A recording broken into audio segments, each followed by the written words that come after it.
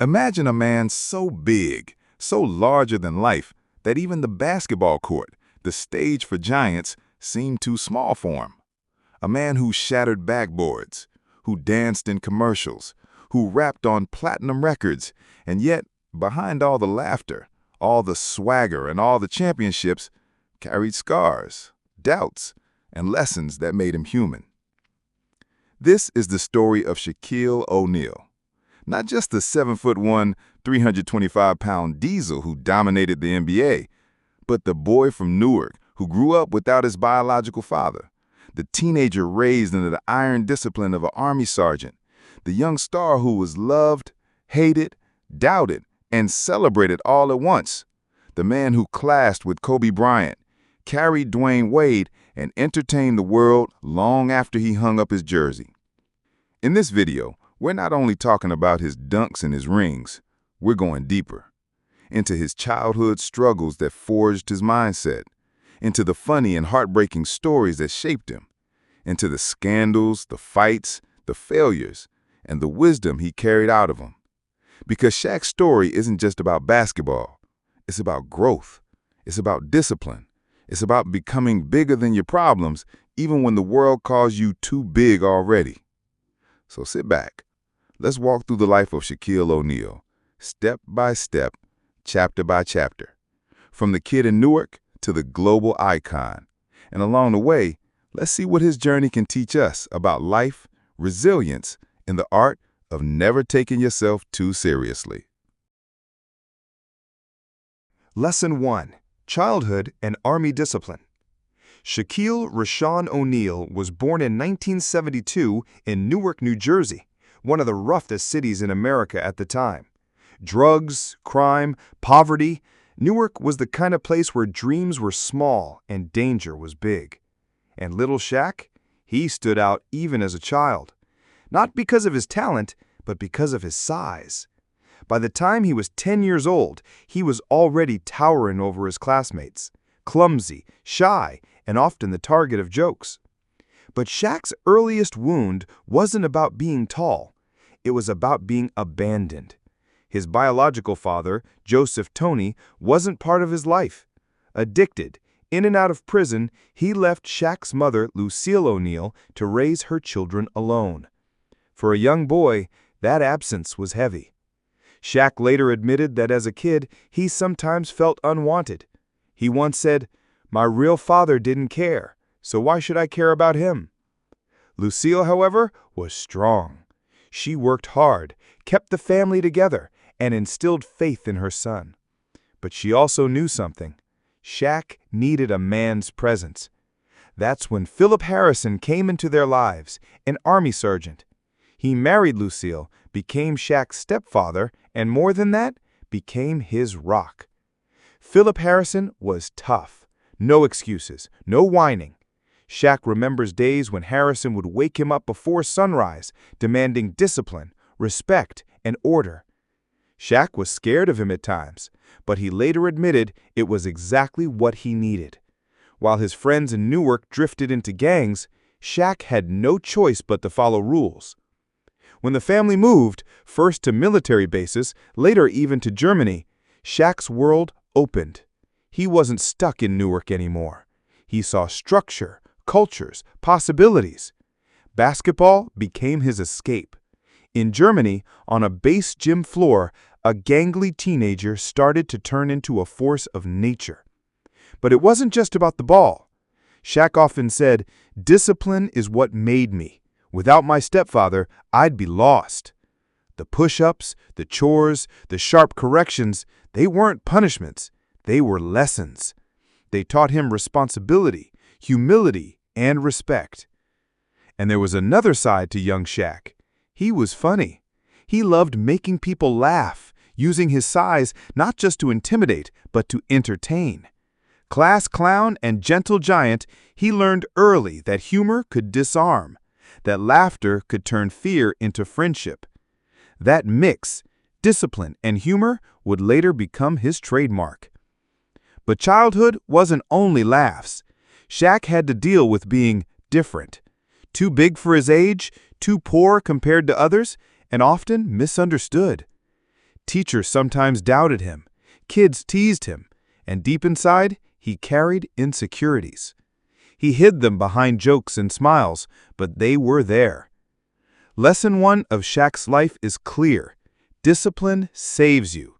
Without Sergeant Harrison, without a strict hand and structure, Shaq could have been another statistic of Newark. Instead, he became a young man who understood respect, who knew how to work, and who believed that even giants have to earn their place.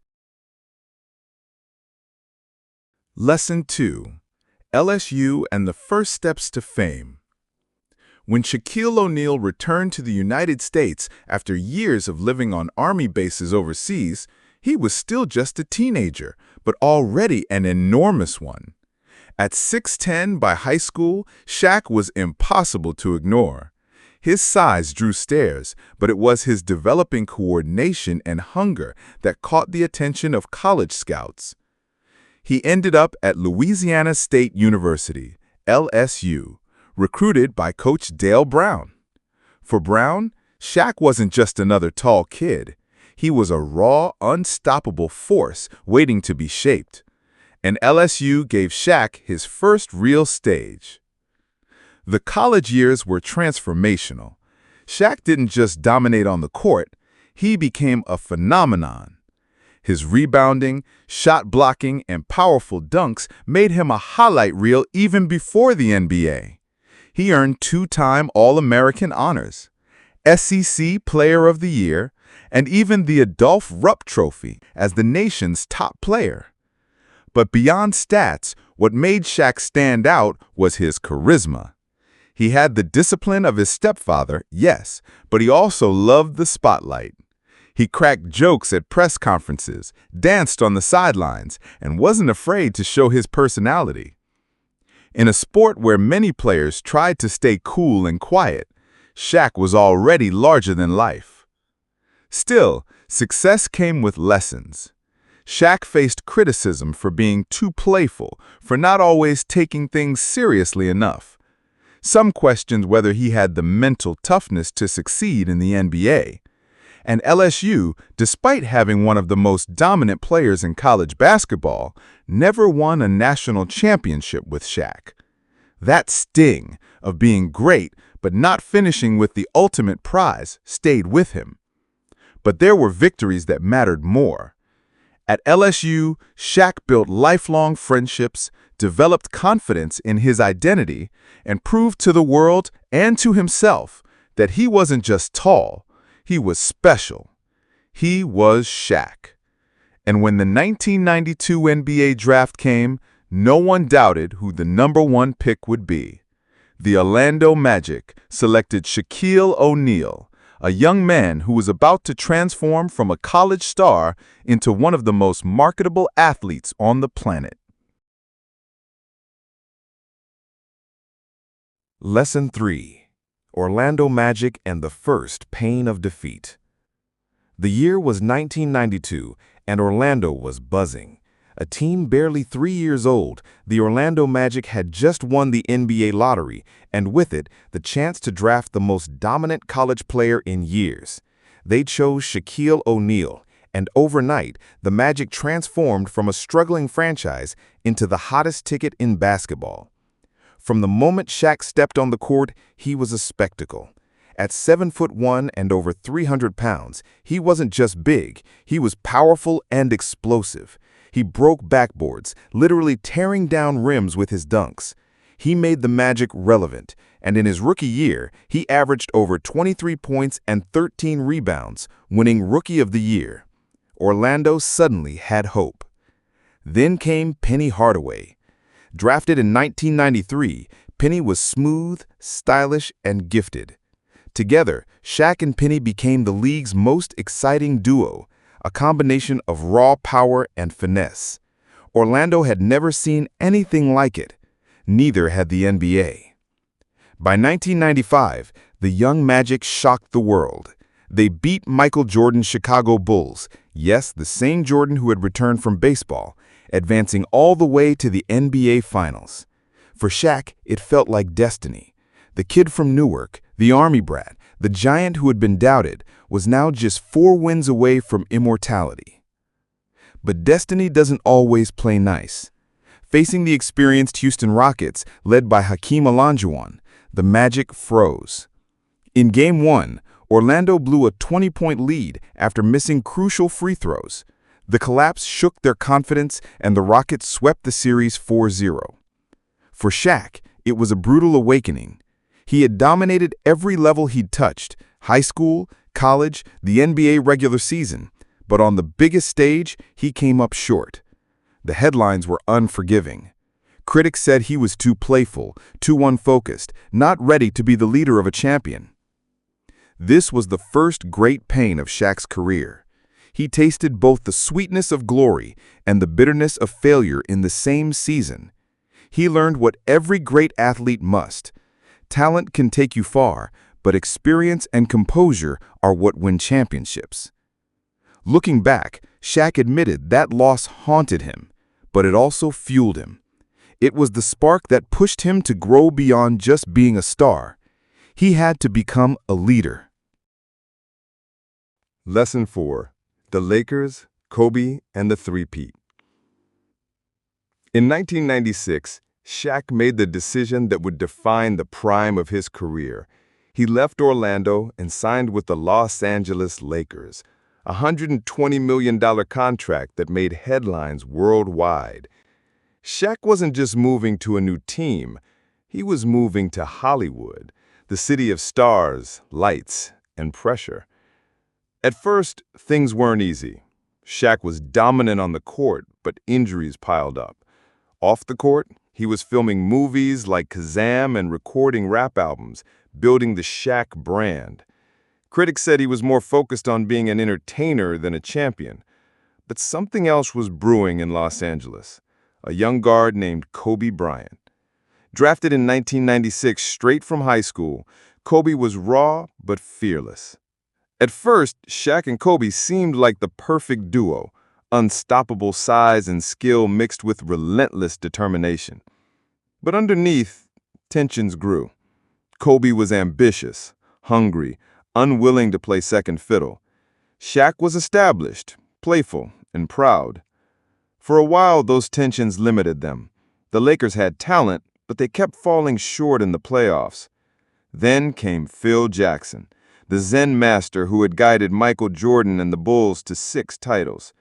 Jackson brought discipline, strategy, and most importantly, a way to harness Shaq's dominance and Kobe's intensity. From 2000 to 2002, the Lakers ruled the NBA. 3 championships in a row. Shaq was the Finals MVP all 3 years, dominating in the paint like no one since Wilt Chamberlain. His 2000 Finals performance, averaging nearly 38 points and 17 rebounds, remains one of the most overwhelming displays in basketball history. But behind the trophies, the tension with Kobe grew. Kobe resented Shaq's sometimes lazy approach to conditioning. Shaq criticized Kobe's ego and shot selection. Their feud spilled into the media, creating headlines and dividing fans. Yet on the court, they were nearly unstoppable. Still, every dynasty carries cracks. By 2004, those cracks split wide. The Lakers, stacked with stars like Karl Malone and Gary Payton, made it to the finals but were humiliated by the Detroit Pistons. After that loss, the finger-pointing turned ugly. Shaq and Kobe could no longer coexist. Shaq was traded to the Miami Heat. And just like that, one of the most dominant duos in NBA history and one of the most dramatic rivalries ended. Lesson 5. Miami, Dwyane Wade, and the role of the veteran leader. In 2004, after the ugly breakup with Kobe and the Lakers, Shaq found himself traded to the Miami Heat. For many, this was the twilight of his career. He was already in his 30s, his body carried years of pounding, and critics said he was past his prime. But Shaq wasn't done. Miami gave him something new, a fresh start, a hungry young partner, and a city ready to embrace him. That partner was Dwyane Wade, a rising star just entering his third season. Wade was explosive, fearless, and eager to learn. Shaq saw something in him, a younger brother maybe, even the kind of teammate he wished Kobe had been. At first, Shaq was still the main attraction. He brought credibility, size, and leadership. He gave Wade room to grow while reminding everyone that he was still the Diesel. In his very first season with Miami, the Heat made it to the Eastern Conference Finals, falling short against the Detroit Pistons, but the foundation was set. The next year, in 2006, it all came together. The Heat stormed through the playoffs, and in the finals against the Dallas Mavericks, Dwyane Wade exploded, averaging nearly 35 points a game.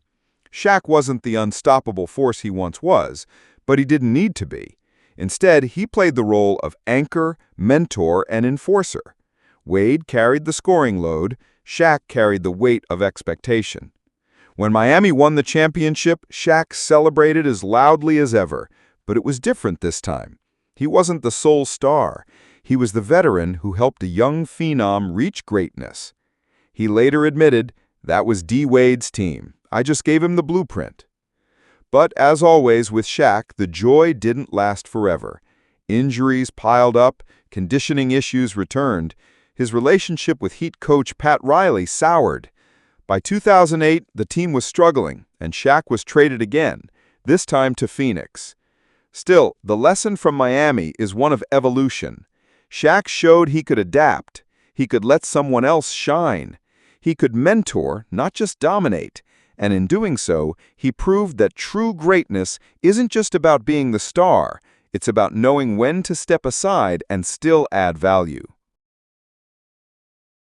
Lesson 6. The Last Years, Life After Basketball, and Shaq's Legacy. By the time Shaquille O'Neal left Miami, his body was showing the cost of years spent battling in the paint. He still had flashes of dominance, but the days of breaking rims were gone.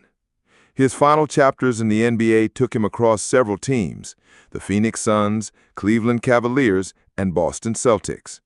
In Phoenix, Shaq tried to reinvent himself, embracing the fast-paced 7 seconds or less offense. There were moments, like his All-Star Game MVP in 2009, when the old Shaq shined through. But consistency was gone. Injuries slowed him, and the game itself was evolving towards speed, spacing, and outside shooting, a world that left the big man behind. In Cleveland, he joined forces with LeBron James, hoping to capture one last title. His motto was, "Win a ring for the king." But that dream ended in disappointment, with the Cavs falling short in the playoffs. His final stop in Boston was similar, short-lived, injury-riddled, and bittersweet. In 2011, after 19 seasons, Shaq announced his retirement with a simple tweet and video: "Shaq out." But retirement didn't mean silence. In fact, it was just the beginning of Shaq 2.0. He became one of the most beloved personalities in sports media, joining Inside the NBA on TNT. His humor, honesty, and willingness to laugh at himself turned him into a fan favorite. But Shaq also became a businessman, investing in tech, real estate, fast food chains, and even early stakes in Google. His fortune grew, and so did his reputation as a smart, if unconventional, entrepreneur. Shaq also never forgot his roots. He's been open about charity, about helping kids from tough backgrounds, about honoring the discipline his stepfather gave him. For every joke, for every goofy commercial, there's a deeper layer of generosity and humility. Still, his life wasn't without scars. The feud with Kobe left years of bitterness before the two reconciled. His marriage ended in divorce, and his personal life often made headlines. But through it all, Shaq remained Shaq, larger than life, yet grounded in the lessons of his journey. His legacy isn't just in the 4 championships, the MVP trophy, or the 28,000 career points. It's in the way he blended dominance with joy, the way he showed that you can be both a warrior and a clown, both disciplined and fun. And perhaps most importantly, it's in the lessons he carried from Newark, from his stepfather, from failure and success alike. Discipline saves, humor heals, and humility lasts longer than glory.